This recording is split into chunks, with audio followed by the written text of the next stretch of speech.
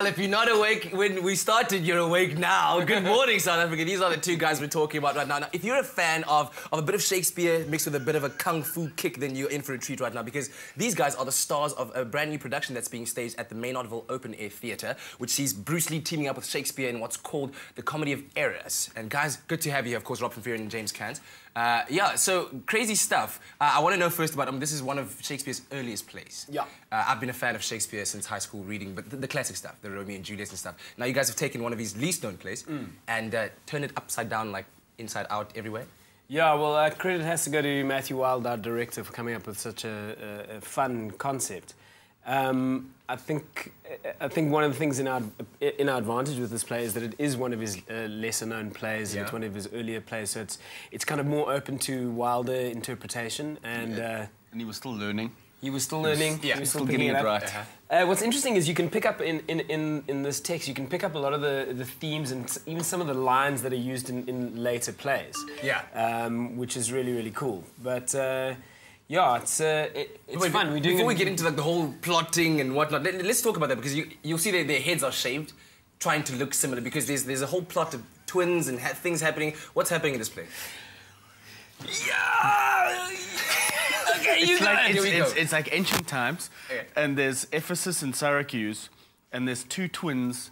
Two sets of boss twins and two sets of slave twins. We are the slave twins. Yeah. Okay. And these two sets of brothers are basically separated at birth. They're on this boat. Mom and dad are on the boat with their two sons, and then their two slaves, which they bought to keep their sons company. Like action toys. Yeah, we're like action toys. Real life action toys. Mom and dad, and then kid and kid. On a boat. Storm comes. Big rock. Big rock. Boat splits. snaps in half. But the one brother and the other twin, the other guy, they're stuck that side of the boat, and on the other side of the boat is me and my master twin guy. Yeah. So the two sets of brothers have now been separated. Okay, yeah. You know what I'm saying? So there's one half of a twin over here, one half of a twin and a boss and a slave. Over there. Yeah. It's separated for the rest of our lives. All right. My boss and me, Dromio, I am Dromio of Syracuse, and my boss is Antipholus of Syracuse. Yeah. We've been missioning for years to find our long-lost brothers. And not only are we twins, but we have the same names. We have the same names, we have the same hairstyles, and we have the same clothes. So you are Dromio of Syracuse, and there's a Dromio of Euphyllis. Of Ephesus. Sorry, of you what? Isn't it Euphyllis? I don't know what that is, but sorry, I think this is more. I read it yesterday, and look, Shakespeare was living in those times. How am I supposed to know what Euphyllis is? Crazy. So basically, the play starts off with myself and my boss arriving in this town of Ephesus. Yeah. We've been searching for years and years and years, and little do we know it, but we've actually arrived in the city where our twins are staying. Yeah. So and as soon ninjas. And there's lots of ninjas. And of course, James, you told me now, just before we started, that there's a lot of action, a lot of drama, suspense, craziness happening. You guys actually beat each other up. No, we get beaten up. You get beat. Yeah. Yeah. I've learned a lot of blocks. That's all, really. But I mean, this is a play. Why aren't you playing? Now you're not playing. You're being serious if you're beating someone up. And well, the thing is, there's a lot. The thing about this play is, I think it's one of the closest to farce that Shakespeare ever got. Yeah. And there's a lot of like physical violence in the comedy, a lot of slapstick, and I think for modern audiences that's quite difficult. And I think that's why. And also quite easy. Yes. Because, like, yeah, walk into a door, fall down.